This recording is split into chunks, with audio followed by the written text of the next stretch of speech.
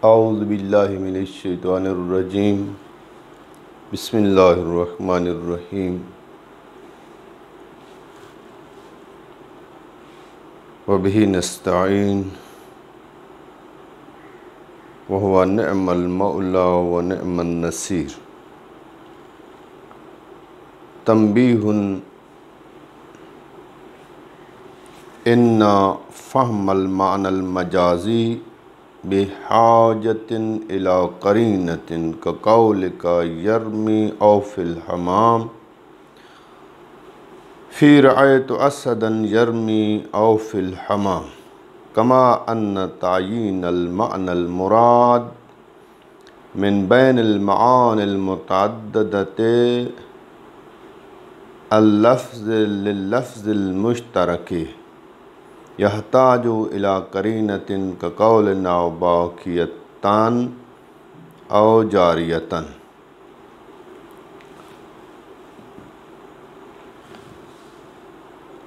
الموجز فی الاصول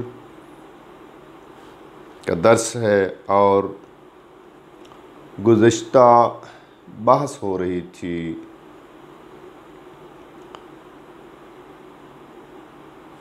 کہ آیا ترادف اور اشتراک ممکن ہے یا ممکن نہیں؟ اگر ممکن ہے مشترک لفظی تو وقوع پذیر ہوا ہے یا نہیں ہوا؟ تو وہ بحث مکمل ہونے کے بعد جناب مصنف اپنی اس کتاب میں ایک تنبیہ بیان کر رہا ہے، ایک آگاہی کے طور پر علمی آگاہی آپ کو فراہم کر رہا ہے، اور وہ تنبیہ میں یہ فرما رہا ہے کہ جب بھی کسی لفظ کو معنی غیر معوض یعنی معنی مجازی میں استعمال کرنا چاہے متکلم، تو معنی مجازی میں استعمال کرنا محتاج قرینہ ہوتا ہے۔ مثلا لفظ اسد کو معنی مجازی یعنی رجل شجاع یہ معنی مجازی ہے، اور حیوان مفترس یہ معنی موصولہ اور معنی حقیقی ہے۔ اگر متکلم کا ارادہ یہ ہے کہ لفظ اسد کو رجل شجاع میں استعمال کروں تو یہاں پر قرینہ کی ضرورت ہے۔ لفظ اسد کو معنی مجازی میں استعمال کرنا قرینہ کا محتاج ہے، اور اس قرینے کو کہیں گے قرینہ صارفہ۔ جو مجاز میں قرینہ استعمال ہوگا اس کو کہیں گے قرینہ صارفہ۔ وجہ تسمیہ کیا ہے؟ چونکہ یہ قرینہ اس لفظ کو معنی حقیقی سے انصراف دے گا اور پھیرے گا۔ صرف کا معنی ہوتا ہے پھیرنا، معنی حقیقی سے پھیر کر معنی مجازی کو معین کرے گا۔ مثلا متکلم کہتا ہے رأیت اسدا فی الحمام، میں نے اسد کو دیکھا۔ اب اسد سے مراد معنی مجازی لے رہا ہے تو ساتھ قرینہ لایا ہے فی الحمام میں، حمام میں نہاتے ہوئے۔ یہ فی الحمام یہ قرینہ ہے اور قرینہ صارفہ کہلاتا ہے۔ یا مثلا کہتا ہے رأیت اسدن یرمی، میں نے دیکھا اسد کو جو تیر چلانے والا تھا۔ اب ظاہر ہے کہ تیر چلانے والا انسان ہوتا ہے، حیوان تیر نہیں چلا سکتا، تو نتیجتاً لفظ اسد کو معنی مجازی میں استعمال کرنا محتاج قرینہ ہے، اور اس قرینہ کو کہیں گے قرینہ صارفہ۔ کہتا ہے جس طرح کے ایک لفظ مشترک یا کہیں مشترک لفظی کو معانی متعددہ میں سے ایک معنی کے لیے استعمال کرنا چاہیں تو لفظ مشترک بھی محتاج قرینہ ہوتا ہے۔ جس طرح کے لفظ کو معنی مجازی میں استعمال کرنا محتاج قرینہ ہے، پھر فرق کیا ہے اس قرینے کے اور اس قرینے کے درمیان؟ فرق یہ ہے کہ جو مجاز میں قرینہ استعمال ہوگا وہ قرینہ صارفہ کہلاتا ہے، اور جو مختلف معانی میں سے ایک معنی کو معین کرنے کے لیے قرینہ استعمال ہوگا اس کو قرینہ معینہ کہتے ہیں۔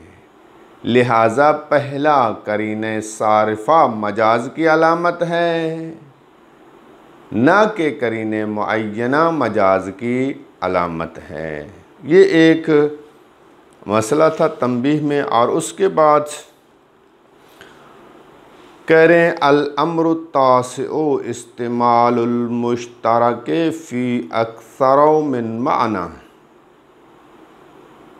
مقدمہ کتاب میں نویں بحث جو ہے، نویں چیز جو ہے وہ یہ ہے کہ آیا لفظ مشترک کو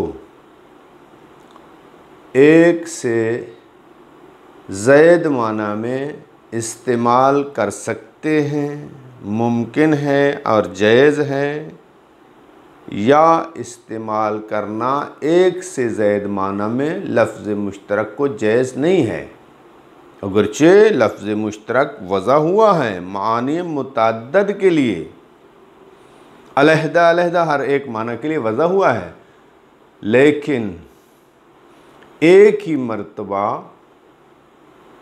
لفظ مشترک کو بولا جائے اور اس سے ایک سے زائد معنی کا مستقل طور پر ارادہ کیا جائے تو اس کے بارے میں سوال ہے کہ آیا لفظ مشترک کو ایک سے زائد معنی میں ایک ہی استعمال میں استعمال کر سکتے ہیں اور علیحدہ علیحدہ معنی کا ارادہ کر سکتا ہے متکلم یا نہیں کر سکتا؟ اس کے جواب میں کہتے ہیں کہ دیکھیں یہاں پر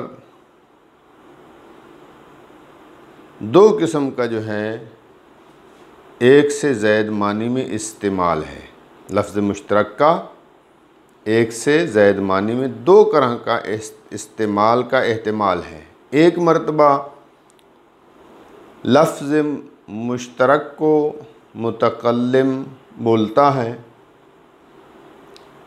مثلا کہتا ہے جئنی بعین، میرے پاس عین کو لے آئیں۔ لفظ عین مشترک لفظی ہے، اس کو ایک مرتبہ بولا اور اس سے ارادہ کرے کہ عین ذہب، عین فضہ، عین جاریہ، عین باقیہ میرے پاس لے آئیں، ہر ایک کا علیحدہ علیحدہ ارادہ مستقل طور پر کرے ایک ہی مرتبہ لفظ عین کو بولنے سے۔ اس کو بھی لفظ مشترک کو ایک سے زائد معنی میں استعمال کرنا کہلائے گا۔ اور بعض اوقات یوں ہے کہ متکلم لفظ مشترک کو ایک ہی مرتبہ بولتا ہے اور اس سے معنی کلی اور معنی جامع کا ارادہ کرتا ہے۔ مثلا کہتا ہے کہ رأیت عینا یا اشتریت عینا، میں نے عین کو خریدا ہے۔ ارادہ کیا کرتا ہے؟ ایک معنی جامع اور کلی کہ جو مسمی عین ہے، مسمی عین کا ارادہ اگر کرے گا تو یہ مسمی عین کیا ہے؟ یعنی جس کے لیے ایک لفظ عین وضع کیا گیا ہے، اس کو کہیں گے مسمی عین۔ اس معنی لفظ مشترک کو بول کر معنی جامع کا ارادہ کرنا، اس کو بھی لفظ مشترک کو ایک سے زائد معنی میں استعمال کہیں گے۔ اور اس مثال میں بھی لفظ مشترک کو ایک سے زائد معنی میں استعمال کہیں گے۔ تو ہم جو سوال کر رہے ہیں یا اصولی جو سوال کرتے ہیں کہ لفظ مشترک کو ایک سے زائد معنی میں آیا استعمال کرنا جائز ہے یا جائز نہیں ہے، تو اس سے مراد وہ پہلا ہے، یعنی ایک ہی مرتبہ لفظ مشترک کو بولیں اور اس سے مستقل طور پر ہر ایک معنی کا ارادہ کریں، نہ کہ معنی جامع کا ارادہ کریں۔ یہ محل اختلاف ہے، جبکہ دوسرے میں کوئی اختلاف نہیں ہے کہ لفظ عین کو بولیں اور مسمی عین اور جامع معنی کا ارادہ کریں، یہ کر سکتے ہیں۔ اب لفظ مشترک کو ایک سے زائد معنی میں استعمال کرنا، اس کے بارے میں 4 قول ہیں، اور مصنف کے نزدیک جو قول حق ہے وہ بھی بیان ہوگا۔ سب سے پہلا قول یہ ہے کہ لفظ مشترک کو ایک سے زائد معنی میں استعمال کر کے ہر ایک معنی کا مستقل ارادہ کرنا مطلقاً جائز ہے۔ مطلقاً سے کیا مراد ہے؟ یعنی مفرد ہو لفظ مشترک، تثنیہ ہو لفظ مشترک، یا لفظ مشترک جمع ہو۔ لفظ مشترک کو کلام مثبت میں استعمال کریں یا کلام منفی میں استعمال کریں، لفظ مشترک کا ایک سے زائد معنی میں استعمال جائز ہے مطلقاً۔ ایک دوسرا کہہ رہے المنع مطلقاً، لفظ مشترک کو ایک سے زائد معنی میں استعمال کرنا مطلقاً منع ہے، مطلقاً جائز نہیں ہے۔ نہ لفظ مفرد کو جیسے عین، نہ لفظ تثنیہ کو جیسے عینان، نہ لفظ جمع کو جیسے اعین، نہ کلام مثبت میں رأیت اسدا، نہ کلام منفی میں ما رأیت اسدا۔ کسی میں بھی لفظ مشترک کو ایک سے زائد معنی میں ایک ہی مرتبہ استعمال نہیں کر سکتے۔ 2 قول ہو گئے۔ تیسرا جو ہے تفصیل کا ہے، کہتے ہیں لفظ مشترک کو اگر یہ لفظ مشترک مفرد ہے جیسے کلمہ عین ہے تو ایک سے زائد معنی میں استعمال نہیں کر سکتے۔ اگر تثنیہ ہو جیسے عینان یا جمع ہو جیسے اعین تو تثنیہ اور جمع کو ایک سے زائد معنی میں استعمال کر سکتے۔ 3 قول ہو گئے۔ چوتھا قول ہے کہ لفظ مشترک کو کلام مثبت میں ایک سے زائد معنی میں استعمال نہیں کر سکتے۔ جبکہ کلام منفی میں لفظ مشترک کو ایک سے زائد معنی میں استعمال کر سکتے ہیں۔ بس یہ 4 قول ہو گئے۔ مصنف کا کیا نظریہ ہے؟ کہتے ہیں والحق جوازہ مطلقاً،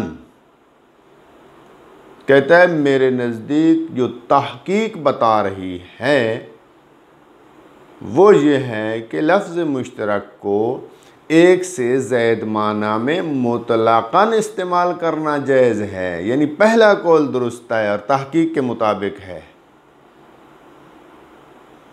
خواہ وہ لفظ مشترک مفرد ہو، خواہ وہ تثنیہ ہو، خواہ وہ جمع ہو، خواہ وہ کلام مثبت میں ہو یا کلام منفی میں استعمال کریں، ایک سے زائد معنی میں استعمال کر سکتے ہیں۔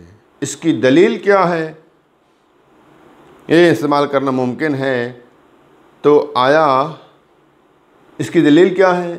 کہتے ہیں اس کی دلیل، اس کے امکان پر سب سے بڑی دلیل اس لفظ مشترک کو ایک شاعر عرب نے مدح پیغمبر میں ایک شعر پڑھا ہے اور